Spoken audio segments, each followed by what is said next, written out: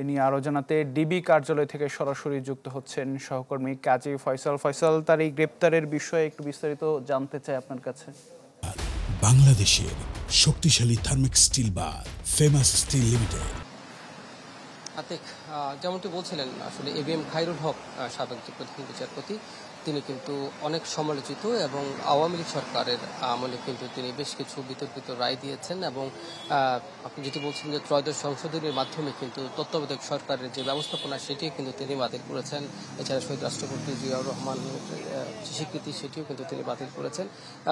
তিনি কিন্তু আওয়ামী লীগ সরকারের আমলে বিচার বিভাগের সর্বোচ্চ পদে থেকে তিনি সর্বোচ্চভাবে সুবিধাভোগী হয়েছেন, বিভিন্ন সুযোগ সুবিধা নিয়েছেন, অনৈতিক সুযোগ সুবিধা নিয়েছেন, এমন ধরনের অভিযোগ কিন্তু আমরা পেয়েছি।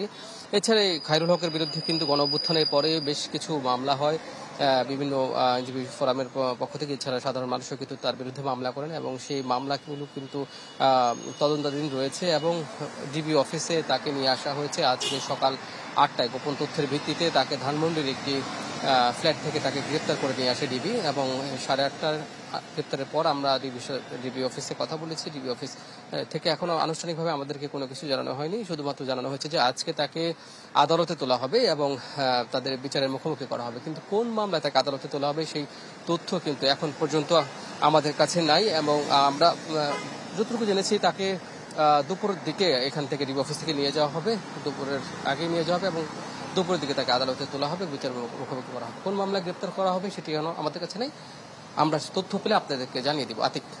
জি ফয়সাল, অনেক ধন্যবাদ যুক্ত খবর জন্য। ডিবি কার্যালয় থেকে জানাচ্ছিলেন সহকর্মী কাজী ফয়সাল।